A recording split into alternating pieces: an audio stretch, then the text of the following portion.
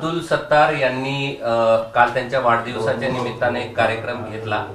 त्यामध्ये अश्लाघ्य भाषेमध्ये त्यांनी नागरिकांना शिवीगाळ तर केलीच, पण पोलिसांनाही लाठीचार्जचे आदेश दिले. मग तर याच्या आधी लाठीचार्ज या महाराष्ट्रात झाले ते कशा पद्धतीनं झाले असेल हे आपल्याला या माध्यमातून लक्षात आलेलं आहे. आताच्या या गद्दार लोकांच्या डोक्यामध्ये सत्तेची मस्ती आणि हवा गेलेली आहे. पोलीस आपले बटीक आहे अशा पद्धतीनं ते वागतायत आणि ज्या पद्धतीनं भाषा वापरली ती भाषा आपल्या संस्कृतीला शोभणारी नाही, पण तो सत्तारांच्या संस्कृतीला ती शोभणारी आहे.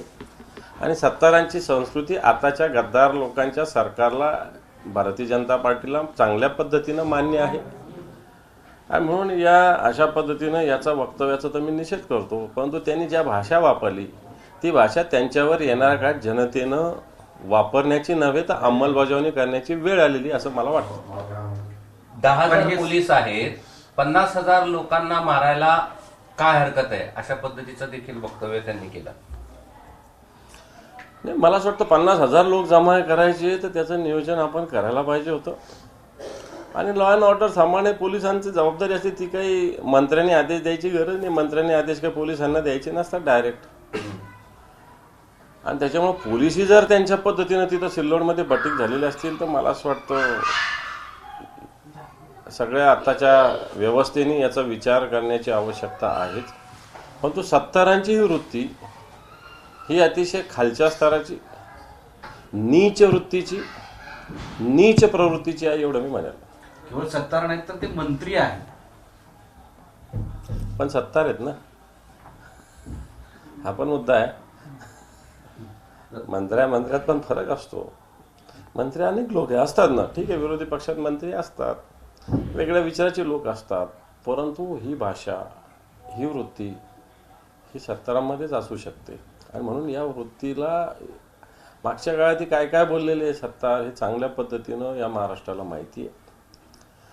आता जर सरकार याची दखल घेईल असं मला मुळीच वाटत नाही, कारण हे गेंड्याच्या कातडीचं सरकार आहे. पण ते जनता निश्चित याची दखल घेईल. तरी पण तुम्ही सरकारला काही आवाहन करणार आहात?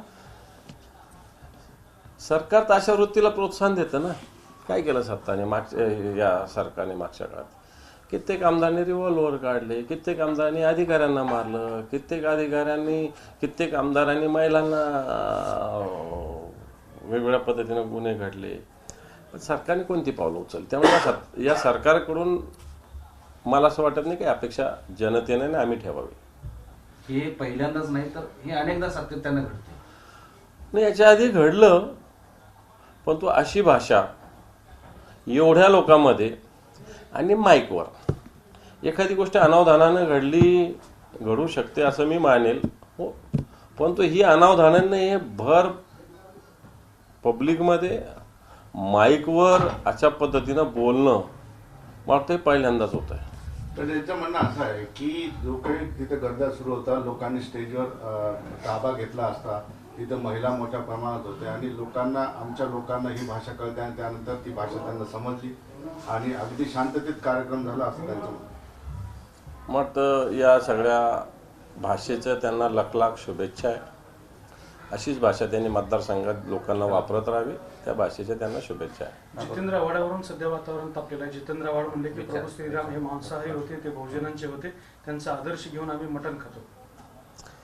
मला तर असे वक्तव्य, प्रभू श्रीराम निश्चित आपले आदर्श आहेत, पण तो असं वक्तव्य करणं चुकीचं आहे. प्रभू श्रीराम हे आदर्श आहे, त्यामुळं जितेंद्र आव्हाडांची भूमिका व्यक्त केली बहुजनांची आहे वगैरे वगैरे सगळं ठीक आहे, परंतु मटण खात होते आणि हे खात होते हे म्हणणं चुकीचं आहे. याचं आम्ही समर्थन करत नाही. परंतु रात्रंदिवस मटणाच्या पार्ट्या जोडणारे लोक आंदोलनात उतरलेले आहेत, त्याचं पण जरा आपण बघितलं पाहिजे. ठीक आहे, आता बघा, मी टीव्हीवर बघत होतो, भारतीय जनता पार्टीचे लोक आंदोलन करतात. आज दिल्लीमध्ये काँग्रेसची एक महत्त्वाची बैठक आहे आणि आगामी लोकसभा निवडणुकीवर त्यात चर्चा होणार आहे आणि जागा वाटपाचं सुद्धा काही ठिकाणी अशी चर्चा आहे की ते गणित तुमच्यासमोर आलेलं होतं. हे पहा, दिल्लीमध्ये जी चर्चा होणार ती योग्य दिशेने चालू आहे. महाराष्ट्राचा जर विचार केला तर निश्चित शिवसेना, काँग्रेस, राष्ट्रवादी याच्या अनेक फेऱ्या चर्चेच्या झालेल्या आहेत आणि फार दूरचा म्हणजे काही दिवस आता उरलेले आहे की कोणते पक्ष कोणती जागा लढतील याचं आता नजीकच्या काळात 8-15 दिवसापर्यंत निश्चित आमच्या स्तरावर तरी निश्चित होईल. पण आव्हाडांच्या अशा वक्तव्यानं आपल्या महाविकास आघाडीची कोंडी झाली नाही, शिवसेनेची कोंडी होत नाहीये. काय कोंडी व्हायची त्याच्यात?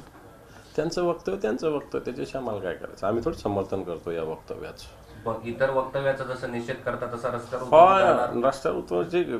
रस्त्यावर उतरायची मला वाटत नाही काही गरज आहे, परंतु या वक्तव्याचा आम्ही निषेधच करतो. प्रभू श्रीरामाच्या विषयी मला असं वाटतं सगळ्यांनी सांभाळून बोललं पाहिजे. प्रभू श्रीराम या देशाचे आदर्श आहेत. एक आदर्श पुरुष म्हणून आपल्या देशात त्यांचं आपण महापुरुष म्हणून त्यांना म्हणतोच एक, आणि म्हणून मला असं वाटतं अशा आदर्शाविषयी बोलताना तोंड सांभाळून बोलावंच असं मला वाटतं व्यक्तिगतरित्या. शरद पवारांकडे तक्रार करणार. मला वाटतं ठीक आहे, मी माईकवर सांगायच्या तुमच्या कॅमेरासमोर सांगण्याची गरज नाही. पण त्यांच्यामुळे या वक्तव्यात तुमची अडचण वाढलेली आहे ना, कारण शेवटी तुम्हाला असं म्हणतात की तुमचं हिंदुत्व फसवा आहे. हे हिंदुत्वाच्या गोष्टी या लोकांनी सांगायची गरज नाही. जे गोमांसाचं समर्थन करणारे भारतीय जनता पार्टीचे लोक आहे, गोव्याचे काय मुख्यमंत्री बोललेले मला माहिती आहे. ते आत्ता कोण क्रीडा मंत्री होते रिजिजू काय बोलले हे चांगलं माहिती. हे हिंदुत्व आम्हाला शिकवण्याची गरज नाही, हे फालतू गोष्टी आम्हाला सांगण्याची गरज नाही. मी आत्ता सांगितलं ना, समजा मांसाहार खात होते, मांसाहार खाते असं म्हणलं तर मांसाहार मग तुम्ही सगळ्यांनी सोडलेलं आहे का? मांसाहार खाऊन तुम्ही आंदोलन करताच ना. तुम्ही तर गणपतीच्या दिवशी मांसाहार मी पाहिलेलं आहे कित्येक आंदोलन करण्याच्या काळामध्ये, चतुर्थीच्या दिवशी पाहिले. तुम्ही काय गोष्टी करता? तुम्ही ना काय गोष्टी सांगा मला. अडचण शिवसेनेची बिलकुल नाही. कसली अडचण आली? त्याला काय अडचण घाबरायचं काय? त्याला काय गरज आहे? चतुर्थीच्या दिवशी मटण खाणारे आणि कोंबडे कापणारे आम्हाला काय शिकवणार? सत्ताराच्या वक्तव्याच्या विरोधात आपण काय पोलिसात जाणार आहात का, किंवा या संदर्भात आपण काय पावलं उचलणार आहात का विरोधी? बिलकुल. मी सिल्लोडच्या कार्यकर्त्यांना तशी सूचना करेल, शिवसैनिकांना तिथले जिथं या वक्तव्य केलं तिथल्या पोलीस स्टेशनला निश्चित शिवसेनेच्या वतीनं तक्रार देण्याची सूचना मी करेल. दुसरे मुद्दे आहेत आता की मनोज जरांगे पाटील ते 20 तारखेवरती ठाम आहेत. नोंदी मिळवणे अधिकारी जातीवाद करतात असं त्यांचं म्हणणं आहे की काही ठिकाणी नोंदी दाबल्या जात आहेत. तिथले जे काही मराठा इतर अधिकारी आहेत ते त्या नोंदी सापडू देत नाहीत किंवा नोंदी दाखवत नाहीत असा त्यांचा आरोप आहे. ज्या पद्धतीनं महाराष्ट्रातलं मंत्रिमंडळ ड्वेल बोलतोय, इकडे एक मंत्री वेगळं बोलतो, एक मंत्री वेगळं बोलतो, त्याच्यामुळे निश्चित अधिकाऱ्यांच्या मनात काही ठिकाणी दबाव असू शकतो. पण तो हा नोंदीचा नियम पहिल्यापासून आहे. हा काही नियम नवीन ज्या सरकारने केलं अशात नाही. फक्त काही नोंदींची त्यांनी यादी वाढ होत आहेत ते, आणि यादी वाढ होणं म्हणजे काय लगेच नवीन कोणाची लगेच जात बदलत असे नाही. जे आहे ते आहेच आहे, नवीन थोडी काही करताय कोणी. कोण बी माझे कुठेतरी खासऱ्यावर असेल, कुठे माझ्या टीसीवर असेल, कुठे माझ्या घरपट्टीवर असेल, कुठे माझ्या पोलीस स्टेशनच्या एखाद्या तक्रारीत असेल, या सगळ्या नोंदी त्या गृहीत धरावं असं म्हणलेलं आहे. मी आहे म्हणूनच नोंद आहे ना, मी नसतो तर थोडी नोंद होत असते. त्यामुळं जर कोणी असे अधिकारी रोखत असेल तर मला वाटतं निश्चित त्याचा विरोध करावा लागेल. अंजली दमानिया यांनी आक्षेप घेतल्यामुळे अजितदादांचे जे गाड्या वाटप अधिकाऱ्यांनी केलं जाणार होतं, 40 गाड्या वाटप होणार होतं, तर त्या अंजली दमानियानं आक्षेप घेतल्यामुळे त्या 40 गाड्यांचं वाटप थांबवलेलं आहे. बरोबर आहे ना. तुम्ही जर संजय राऊत साहेबांच्या 12 लाख 15 लाख रुपयाची चौकशी करताना त्यांना ईडीची इन्क्वायरी लावता, तर तुमच्या 40 गाड्या 50-50 लाखाच्या 20 कोटीच्या गाड्या येतात कुठून? घ्या तुम्ही 40 ने 80 घ्या, पण त्या कुठून येतात? त्याचं इन्कम सोर्स काय? कोणी दिल्या का? डोनेशन दिल्या का? किंवा तुमच्या काय घरातल्या शेतीच्या उत्पादनातून तुम्ही दिल्या आहे का? किंवा तुमच्या पार्टीला कोणी डोनेशन दिलंय का? हे क्लिअर असणार. बाकी 40 ने 80 गाड्या द्याव्या त्याच्याविषयी काही कोणी ऑब्जेक्शन घेण्याचं काही कारण नाही. जितेंद्र आव्हाडाचं वक्तव्य चुकीचं म्हणता, पण तुमच्याच गटाच्या नेत्या सुषमा अंधारे यांनी यांच्यावर मालेगावमध्ये गुन्हा दाखल करण्यात आलेला हिंदू धर्मी यांच्या भावना दुखावल्या प्रकरणी श्रीरामाने श्रीकृष्णाशी हीन दर्जाचे अश्लील शब्द त्यांनी वापरले होते, त्यामुळे त्यांच्यावर गुन्हा दाखल करण्यात आला आहे. मला नाही माहिती कोणते शब्द वापरले. मनसेनं एक पत्र पंतप्रधान नरेंद्र मोदी यांना पाठवलं आहे. त्यांचं असं म्हणणं आहे की अयोध्येतील प्रमुख चौकाला स्वर्गीय बाळासाहेब ठाकरे यांचं नाव द्यावं. बाळासाहेब ठाकरेंचं नाव, शिवसेना प्रमुखाचं नाव अयोध्येच्या जनतेच्या मनामनात रुजलेलं आहेच. कारण आम्ही अनेक वेळेस अयोध्येत गेलो. शिवसेना प्रमुखाविषयी अयोध्यामध्ये नव्हे तर पूर्ण उत्तर प्रदेश नव्हे तर हिंदुस्थानात आदर, परंतु अयोध्येमध्ये विशेष आदर अयोध्येतील जनतेला आहे. गुरुवारपासून आमदार अपात्रतेसंदर्भात राहुल नार्वेकर हे सुनावणी घेणार आहेत. 31 जानेवारीपर्यंत निर्णय देण्याचे आदेश सर्वोच्च न्यायालयाने दिलेले आहेत. त्यानुसार त्या तारखेपर्यंत काम पूर्ण होईल असं नार्वेकर सांगतात. नाही, मला तर वाटतं आधी शिवसेनेच्या अपात्रतेचा निर्णय त्यांना घ्यावा लागेल आणि नंतर NCPची त्यांनी हिअरिंग सुरू केली आहे. त्याला 31 जुलैची मुदत 31 जानेवारीची मुदत दिली त्यांना, ती करावंच लागेल. आत्ता महायुती, युती, आघाडी या सगळ्यांमध्ये आघाडीमध्ये असं एक चालू आहे की छत्रपती संभाजीनगरची जागा जसं तुम्ही दावा करताय कारण ही पारंपरिक शिवसेनेकडे आहे, तसंच आता प्रकाश आंबेडकरांनी सुद्धा सांगितलेलं आहे, म्हणजे त्यांच्याकडून असं कळतंय की छत्रपती संभाजीनगर लोकसभा निवडणुकीसाठी आमच्याकडे मिळावी.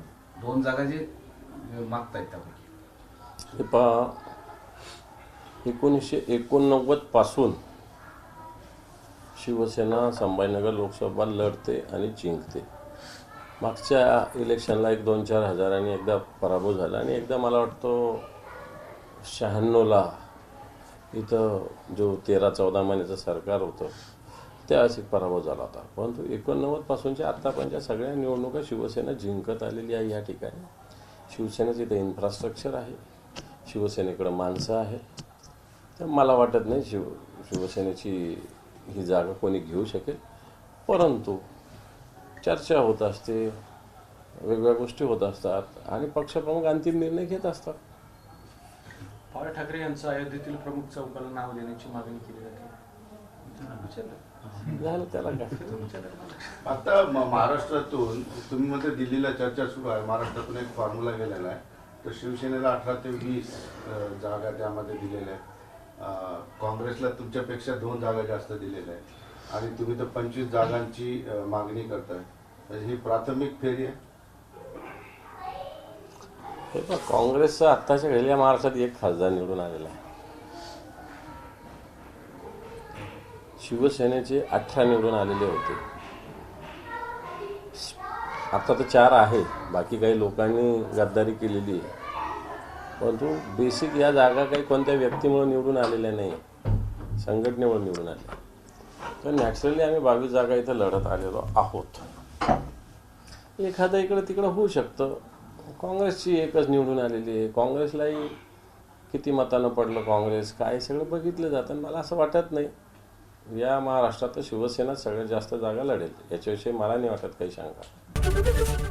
ABP माझा, उघडा डोळे बघा नीट.